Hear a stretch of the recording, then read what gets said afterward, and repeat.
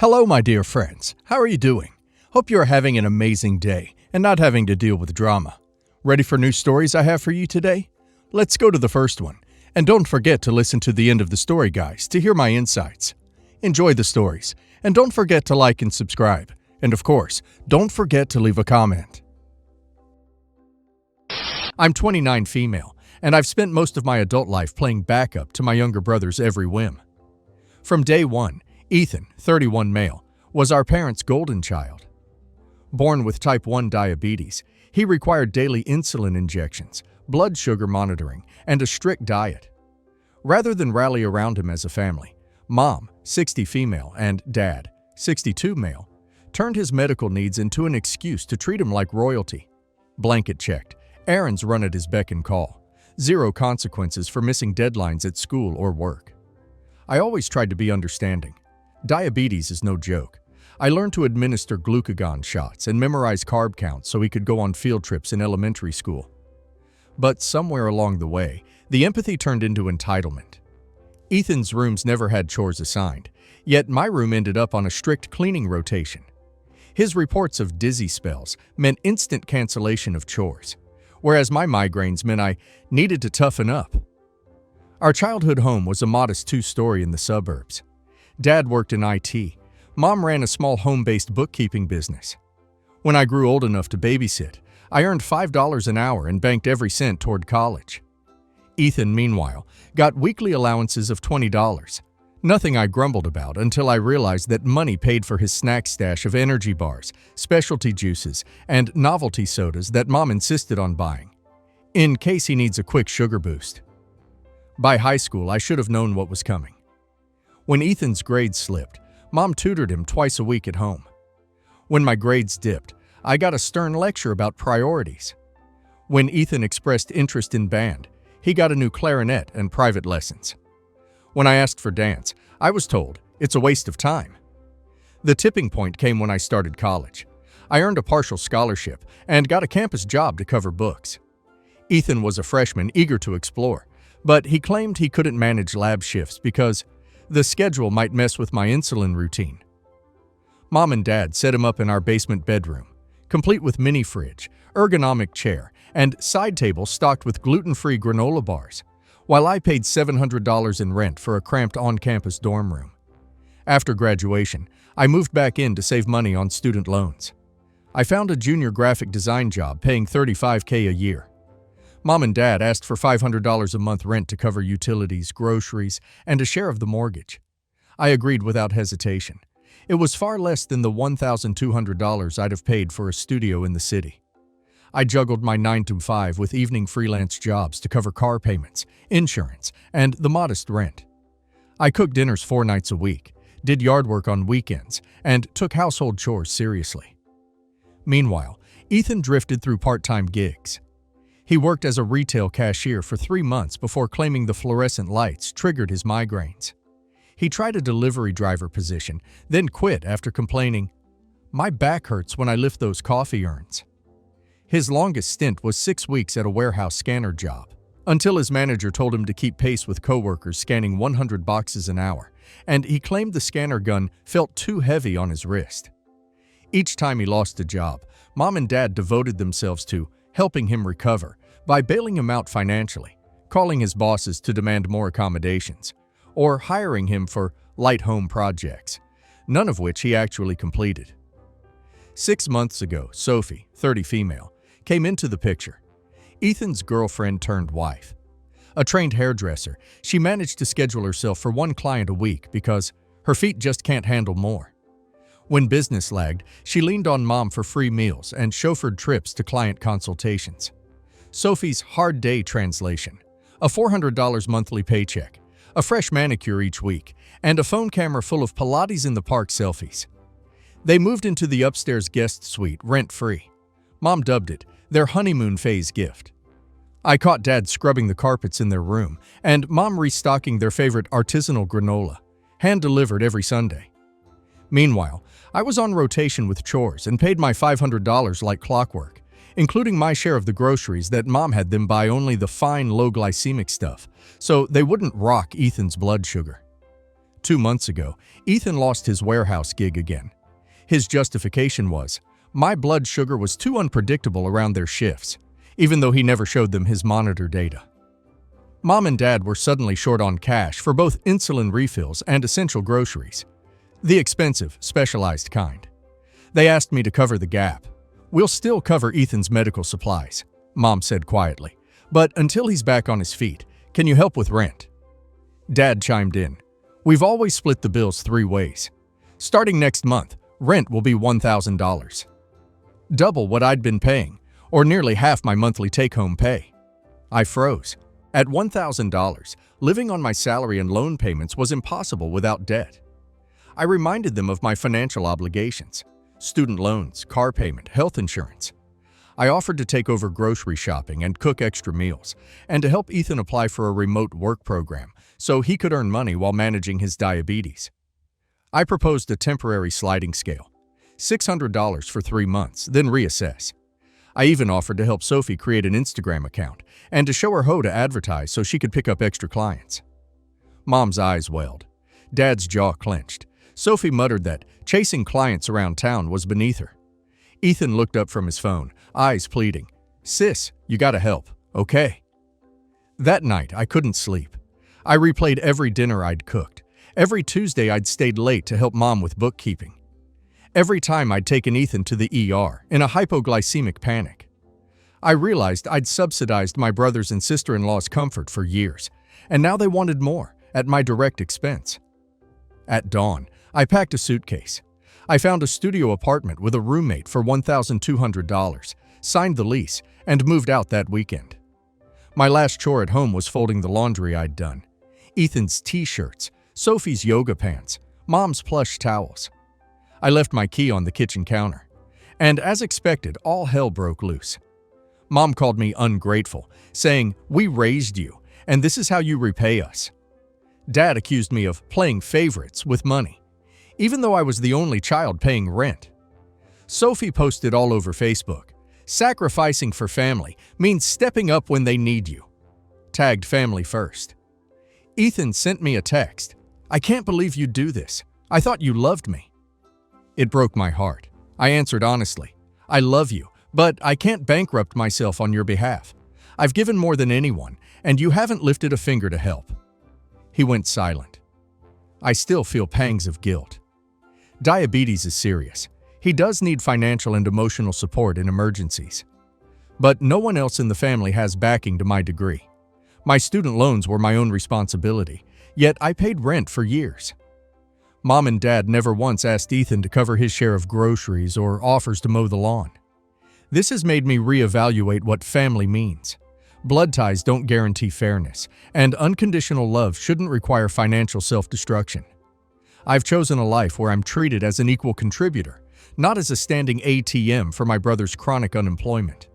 Am I the a-hole for refusing to pay double the rent to support my jobless diabetic brother and his entitled wife? OP is definitely not in the wrong here. She spent years footing the bill for her brothers and sister-in-law's comfort, while she scraped by on a junior salary. Asking OP to double her rent, with no end in sight and no real effort from them to contribute, was an unreasonable demand. Setting boundaries and protecting your own financial future doesn't make you selfish. And now let's hear community's opinion, not the a-hole. Parents aren't ATMs, and adult children need to pull their weight. Your brother's diabetes may require care, but it doesn't excuse chronic unemployment or entitlement. His wife's foot pain doesn't excuse working 1 client a week. You have every right to live independently without underwriting their lifestyle, not the a-hole. You upheld your end of the bargain for years, paying below market rent, doing chores, covering groceries, while they lived rent-free. When you finally asked for a fair split, they demanded double instead of taking responsibility themselves. You owe no one more than you can afford, and they're the ones who've taken advantage of your generosity. Not the a-hole. It's easy to confuse guilt with obligation, but you recognized a toxic pattern and chose self-respect. Your parents prioritized your brothers and sister-in-law's comfort over your stability, then gaslit you when you refused to enable it further. You did the right thing by moving out, protecting your mental health, and investing in your own future. I, 17 male, Passed from 10th with a great percentage, and my parents decided to throw a party for my friends and close relatives and cousins. It was at home only. Many of cousins, grandparents, best friends, uncle, aunt, all were there. Now, I'm a person you would call a fashion freak, and like to keep a wide range of watches, accessories, and shoes to match with my clothes. My accessories, except watches, were not that expensive, but my watches are. They are quite expensive for someone aged me, and even older than me, but most of them are gifts and prizes from tournaments I play. My uncle, EU, entitled uncle, is not really well off as he decided to have a large family, and by that I mean 8 kids, 6 girls, 2 boys. He lives in an area with high cost of living, and often asks for cash from his brothers and, well, never return. But not really large amounts. Now, most of his kids are younger than me, and quite well behaved, but the oldest 2, 18 male, 16 female, I will refer to them as EK, are totally crazy people. I didn't want to invite those 2, but had to. So, now getting to the main part. During the party, my older cousin, EK, asked me where the washroom is. This was odd because this wasn't the first time he was there, but I told him the directions. My room was on the way to the bathroom. I live in my room and have all my things out, watches, chains, rings, and shoes, etc. As I am the only kid and no one usually enters anybody's room since me and my parents are always out for studies and work. After some time, I saw my uncle and smaller EK also going towards that direction. This was extremely odd, and I went behind them and I saw what I never wanted to. They entered my room and were going through my stuff. I took my phone out and started recording from a small opening in the door, and went with the party as nothing happened.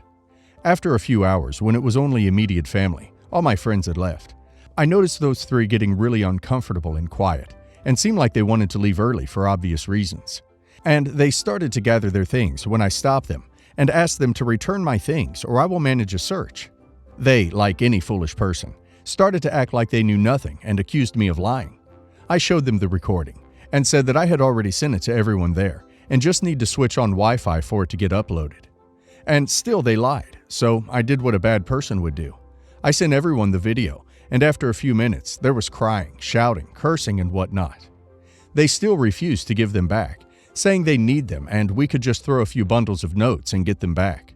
While all this happened, I had already seen if they had anything in their jeans pocket, and no, they were empty. No, I didn't check the jean pockets by opening them, but they would have been visible like a bulge since they were bulky watches. So the only place possible they could have been was my EK sister's handbag. I didn't want to, but had to snatch it and drop all the stuff on the floor, and there they were. Almost $12,000 worth of accessories, like watches, rings, bracelets, and chains. She got mad and tried to gather stuff around, but her younger sister stopped her. She has become one of my favorites since then. I quickly picked up all my stuff and went to keep them in my room and locked the room from outside. Those 3 by now had become mad and were crying and left the house immediately with the rest of the family. Aunt had been apologizing, but it wasn't her fault, so I can't accept that, and politely told her, and she respected my choice. Surprisingly, all my family was not on my side. My mother had been saying that I was wrong to snatch her purse and take out all the stuff and go through it, as girls have personal stuff. I think I didn't do anything wrong, as my stuff was more precious to me than their dignity in the family. But still, was I in the wrong? If your mother says anything but to support you, say you'll report EU and EK to the police. Let them sort it out. They are thieves. You handled this masterfully. Ask Mom if you had allowed them to steal your stuff. Is she willing to repurchase everything they had stolen from you? If the answer is no, then she can pound sand. You did the right thing. I hope you made sure to send that video to every member of your family to let them know that allowing your EU and the EKs into their house might end up with them stealing from them. They need to be ostracized from the family, and maybe the family should really think about stopping loaning them money, since a loan is not what they're doing. Good God! Thank God that people supported you and not the little thieves. I'm glad the mother apologized. The kids need to be reprimanded for this harshly. You did nothing wrong by circulating the video evidence. It was very witty of you to record everything and have proof of the theft. In fact, you handled this like a very mature person. Good job. Update. As I told, my uncle's family used to get financial help from family, mainly grandparents. They decided to stop the assistance and revealed they had been giving them about $20,000 to $24,000 every year for the past 7 years. It also got revealed that my mother was also giving a lot of money to them, which she used to take out from here in Father's joint account for shopping every month. My mother has been staying with them for the past 5 days and said that my entitled female cousin needed emotional support after what I did to her and the hate comments she is getting from the other family members. My mother has also taken out more than $4,000 in these past few days. My dad blocked her cards and bank account access yesterday, and all those three and my mother had been blowing my father's phone and claiming him to be a horrible person and would be the reason if something happens to his kids because of us. My dad has arranged for a new apartment about 2 hours away from here and really close to my new school, university, and friends where I could stay now as I would be turning into an adult soon. I've started shifting my stuff, books, clothes, and of course accessories, consoles, and everything valuable, etc. Now, this is the part which broke me. In the past few years, a lot of my stuff had gone missing. It started with books, toys, and some expensive stationery items. Mostly my paints and sketchbooks. I love to draw and sketch. But I shrugged them off as I might have missed them in school or at friends. Then it was shoes and even my favorite clothes. At this time, we changed a lot of house staff, thinking maybe they were taking it. But then even my phone went missing during a party, and it was still unknown where that stuff went. But yesterday, when my aunt came home to apologize for everything, she revealed that my mom had been giving my stuff to my cousins, as they liked those things and could not afford. I was devastated, and knew that it was my mom only who would have gave them permission to take my stuff. And that's why she wasn't home, so that it would not get revealed, but now I know everything, and might never talk to her, and will stay no contact with her. My father is furious and is crying day and night, as he used to love her, but she was always being dishonest with him and was stealing. I don't know, but they might divorce. I don't know what to do now. I would appreciate any suggestions. I, female 26, and husband male 27, live with his parents. His father had some health issues and needed some care, and we agreed to move in to help out. Father-in-law is generally doing better now, but there's still a few things he can't do anymore that my husband does now instead. We've discussed moving out. I want to, but my in-laws are very resistant to the idea, stating that there's plenty of room here, and they don't know what they'd do without us, etc.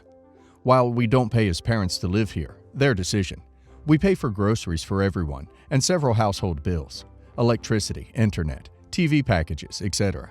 The house is mortgage-free. I also do all the household cleaning and cooking. I arrange and take all their pets to their veterinary appointments too. I do work from home, so this is easier for me, and as I'm able to be flexible.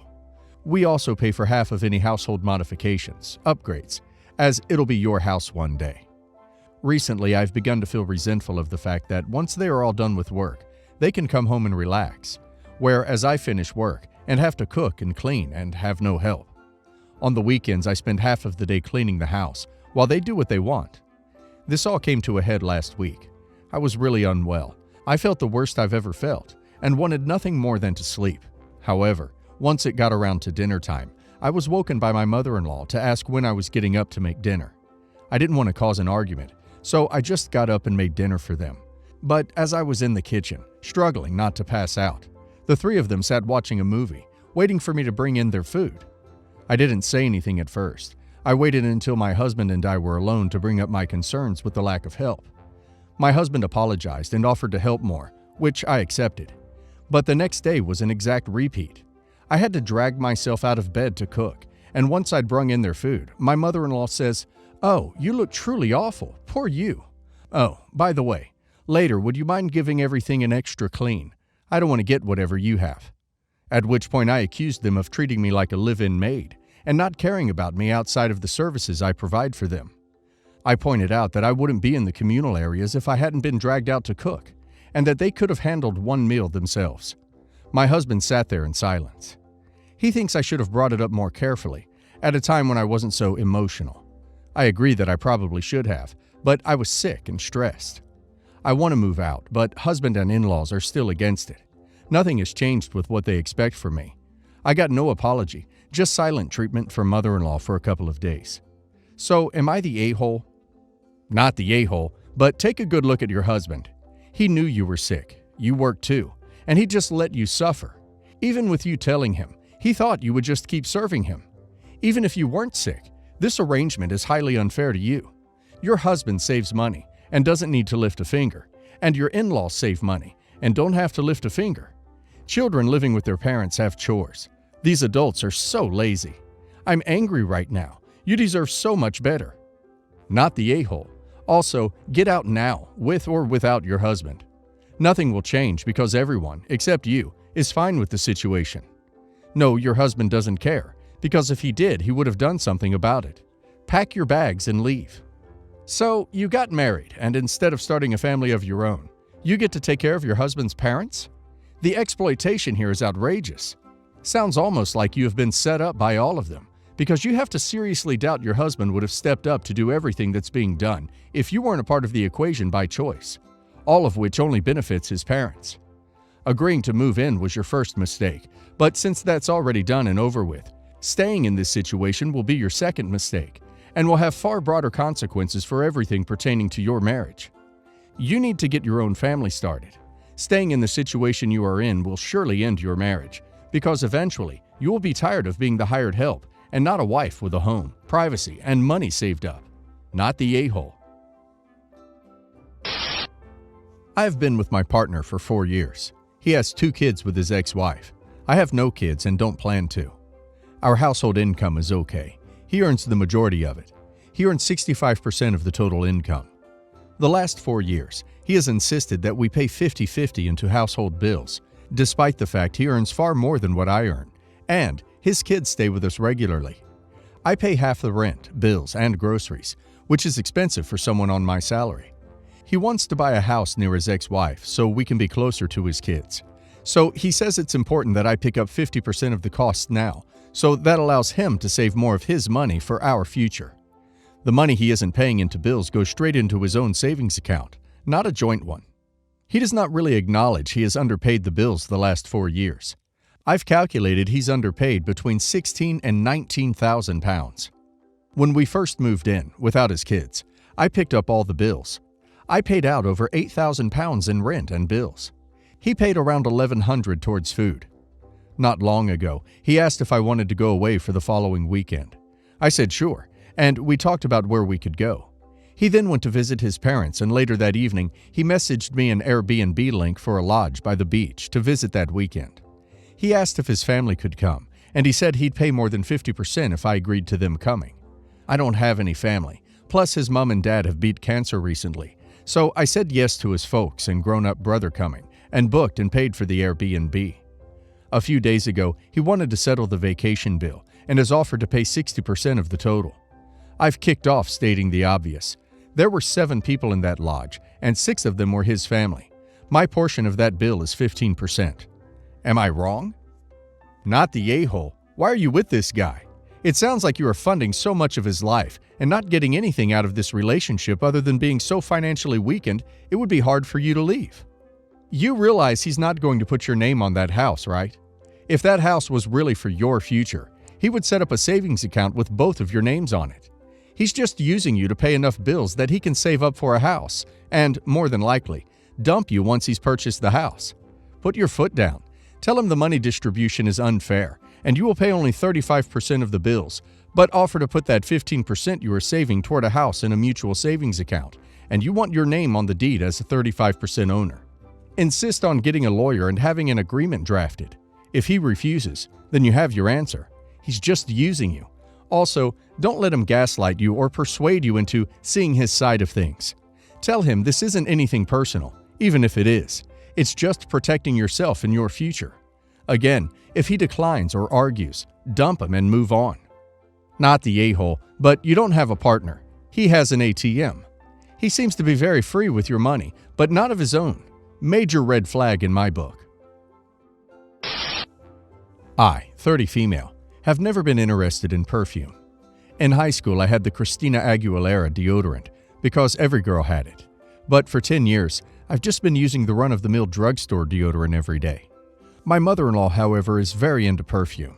She layers 2 or 3 different designer ones to create custom smells every day, which is fine, don't get me wrong. She smells nice, not too strongly, and if that's something she enjoys, I won't judge her for it. Recently, she asked if I wanted some of her perfumes, which she had tried, but decided she didn't like the smell for one reason or another. I honestly told her that I don't care about perfume, which I had told her before, she was aware already, but she insisted I take it. Now, I'm someone who thinks if it's there, I'll use it so that it doesn't go to waste. So when my deodorant came to an end a few days ago, instead of buying a new can, I thought I'd try one of those perfumes. It was a Michael Kors perfume, and incidentally on this day, we were invited to my in-laws for dinner. No special occasion, just something we do regularly. My mother-in-law immediately told me I smelled good, to which I replied thanks, and that I was wearing one of her perfumes. She asked which one. I told her, and she had a shocked look on her face, and told me that was a very expensive bottle, and she would have thought I would save the perfume for special occasions. I told her that I feared the perfume would go bad if I didn't use it, and that I thought she had intended for me to wear it when she gave it to me. She told me that if I stored it in its box in a cool, dry, and dark place, it wouldn't go bad, and I should know not to waste designer brands. We didn't talk about it anymore that night, but she's told my husband via text that she was very disappointed how little value I placed in her gifts. Am I the a-hole for using the perfume? Simply respond that you consider dinner with her to be a special occasion, and you're sorry she felt differently, not the a-hole. That is ridiculous. She gifted it to you for your use. She probably would have complained if you never wore it. I hope your husband can see how ridiculous she is being, not the a-hole. Some people use body spray daily and perfume for special occasions. I personally use designer perfume for every day. I don't understand saving nice things. Wear your nice shoes, use your nice makeup, drink the bottle of champagne you've been saving. Besides, Michael Kors is less than $100. It's not like you're using Baccarat or something very, very expensive.